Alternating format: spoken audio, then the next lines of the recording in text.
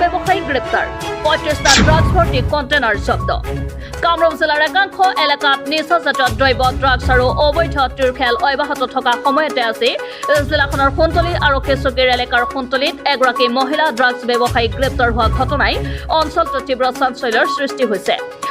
জানিব পৰা মতে সোণতলীৰ গৰৈমাৰী বেলৰজান গাঁৱৰ চাহজান আলীৰ পত্নী জোহৰা খাতুন নামৰ মহিলাগৰাকীয়ে জোৰসীমলৈৰ পৰা আহি থাকোতে সোণতলী আৰক্ষী চকীৰ ভাৰপ্ৰাপ্ত আৰক্ষী বিষয়া অপূৰ্ব কলিতাৰ নেতৃত্বত এদল আৰক্ষীয়ে এক গোপন খবৰৰ ভিত্তিত আৰক্ষী চকীখনৰ সন্মুখৰ পৰা মহিলাগৰাকীক কৰায়ত্ব কৰে। ধৃত ড্ৰাগছ ব্যৱসায়ী মহিলাগৰাকীৰ পৰা ৩৫টা ড্ৰাগছ ভৰ্তি কণ্টেইনাৰ উদ্ধাৰ কৰা বুলি জানিব পৰা গৈছে।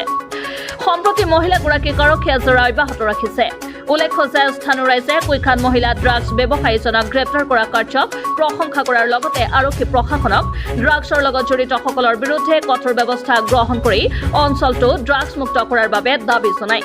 সোণতলীত মহিলা ড্ৰাগছ ব্যৱসায়ী গ্ৰেপ্তাৰ ৩৫টা ড্ৰাগছ ভৰ্তি কণ্টেইনাৰ জব্দ কামৰূপ জিলাৰ একাংশ এলেকাত নিচাজাতীয় দ্ৰব্য ড্ৰাগছ আৰু অবৈধ খেল অব্যাহত থকা সময়তে আজি জিলাখনৰ সোণতলী আৰক্ষী চকীৰ এলেকাৰ সোণতলীত এগৰাকী মহিলা ড্ৰাগছ ব্যৱসায়ী গ্ৰেপ্তাৰ হোৱা ঘটনাই অঞ্চলটোত তীব্ৰ চাঞ্চল্যৰ সৃষ্টি হৈছে। জানিব পৰা মতে সোণতলীৰ গৰৈমাৰী বেলৰজান গাঁৱৰ চাহজান আলীৰ পত্নী জোহৰা খাতুন নামৰ মহিলাগৰাকীয়ে জোৰসীমলৈৰ পৰা আহি থাকোতে সোণতলী আৰক্ষী চকীৰ ভাৰপ্ৰাপ্ত আৰক্ষী বিষয়া অপূৰ্ব কলিতাৰ নেতৃত্বত এদল আৰক্ষীয়ে এক গোপন খবৰৰ ভিত্তিত আৰক্ষী চকীখনৰ সন্মুখৰ পৰা মহিলাগৰাকীক কৰায়ত্ব কৰে। ধৃত ড্ৰাগছ ব্যৱসায়ী মহিলাগৰাকীৰ পৰা ৩৫টা ড্ৰাগছ ভৰ্তি কণ্টেইনাৰ উদ্ধাৰ কৰা বুলি জানিব পৰা গৈছে। সম্প্ৰতি মহিলাগৰাকীক আৰক্ষীয়ে জেৰা অব্যাহত ৰাখিছে।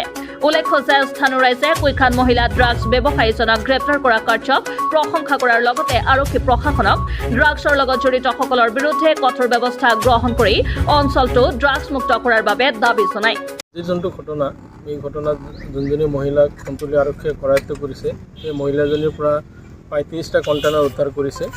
আৰু এই ক্ষেত্ৰত আমি অঞ্চলবাসী ৰাইজে এটাই কথা ক'ব বিচাৰিছোঁ যে এই মহিলা মানুহ যেতিয়া ড্ৰাগছৰ ব্যৱসায়ত জড়িত আছে এই অঞ্চলৰ কাৰণে এটা ভাবুকি স্বৰূপ আহিছে, আমাৰ যুৱ প্ৰজন্মৰ কাৰণে এটা ভাবুকি।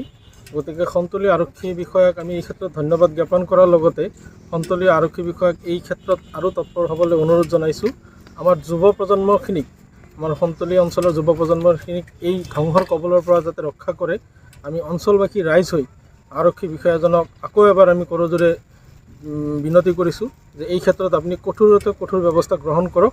আৰু এই ক্ষেত্ৰত আমি অঞ্চলবাসী ৰাইজ আপোনাৰ লগত আছোঁ, আপোনালোকে যেতিয়াই য'ত বিচাৰে আমি এই ক্ষেত্ৰত আপোনালোকক সহায় কৰিম। সোণতলীৰ পৰা আবুল হাছামৰ ৰিপৰ্ট, আছাম লোকেল নিউজ।